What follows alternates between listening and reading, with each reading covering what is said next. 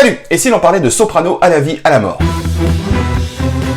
C'est mercredi 15 juin qu'arrive sur Disney+, l'intégralité des 6 épisodes de la série documentaire Soprano à la vie, à la mort. Pour la première fois, Soprano, Matteo, Djamali et Mej reviennent sur 30 années de souvenirs, de doutes et d'espoir qui ont jalonné leur route vers le succès. Complétés par des témoignages exclusifs de leur entourage et proches qui les ont vus grandir, mais aussi de stars qui les soutiennent depuis le début. Archives personnelles et révélations inédites offrent un nouvel éclairage sur la relation unique qui lie ces 4 amis. Car si vous vous attendez à voir un énième documentaire à la gloire de Soprano, je peux vous dire que vous avez tapé à la mauvaise porte. Car cette série documentaire parle avant tout de l'amitié fraternelle de 4 gars issus d'origines, de religions et de couleurs de peau différentes, et qui ont été réunis par leur quartier de Marseille et surtout leur amour pour la musique. Comment à force de travail, d'abnégation et surtout de talent, ces 4 jeunes hommes vont devenir les rois de la pop urbaine française. Et bien entendu, on va aussi comprendre comment le jeune Saïd est devenu le soprano que l'on connaît aujourd'hui. J'en ai justement parlé avec lui afin de savoir s'il était important à ses yeux que ce documentaire ne soit pas qu'une simple brosse à reluire, mais bel et bien un manifeste sur toute une génération qui s'est découverte à travers le rap.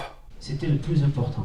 C'était le plus important parce que des documentaires sur Sopra ou des reportages sur Sopra, il y en a eu beaucoup et c'était pas et souvent nous ils savent ma frustration, c'est que mon caractère prend plus de place que mon travail des fois. Ça veut dire les gens c'est plus Soprano il est trop gentil, Soprano il est poli, mais personne ne sait comment je travaille derrière le studio, comment on travaille entre nous, comment on organise nos réunions, tous ces trucs là.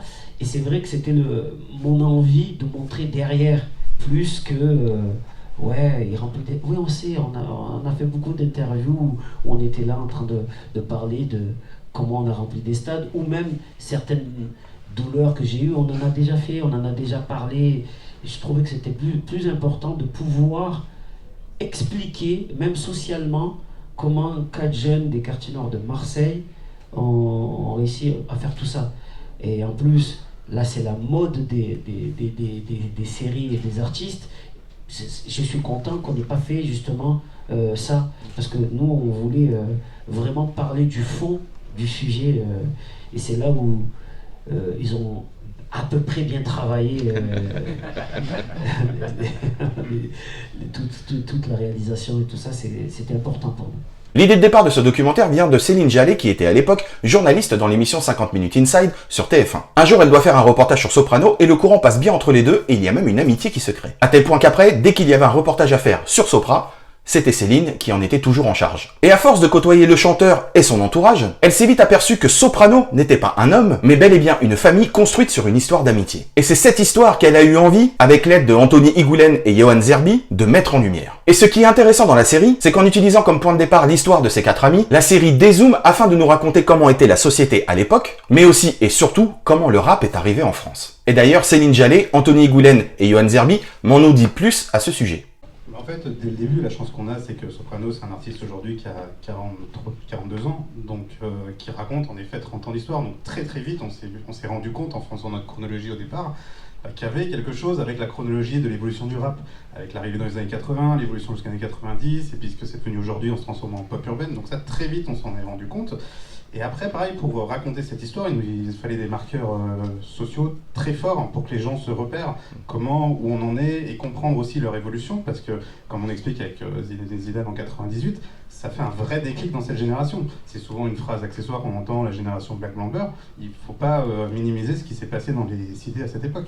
Donc la crise du disque, quand ils lancent leur premier album, c'est très important aussi dans leur évolution, sur comment rebondir, et puis ça raconte justement le côté comment je me débrouille, comment je réagis, donc ça raconte vraiment leur personnalité.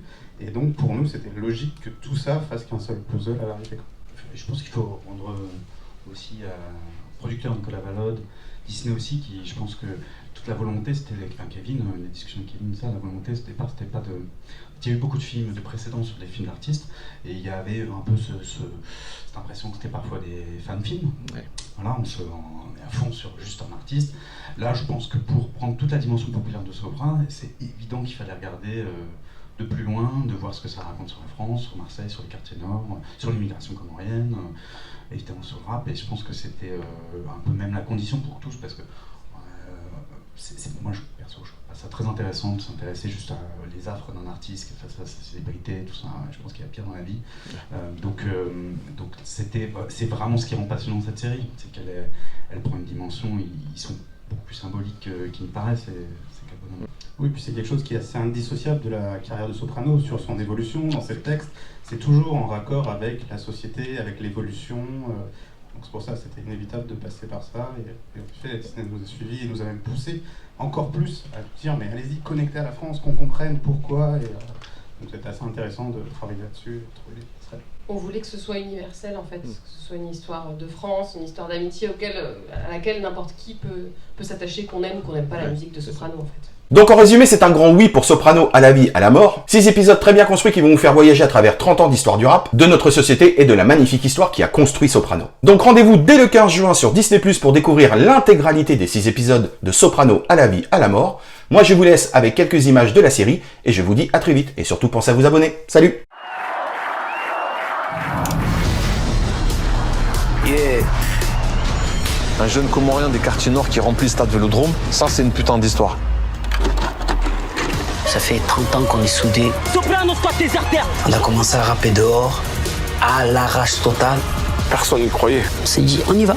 Et puis on a fait nos premiers concerts, puis on s'est retrouvés à faire des zéniths. C'est ça qui est mortel, c'est que tu as fait ça avec tes potes. Et c'est vrai qu'elle est belle l'histoire.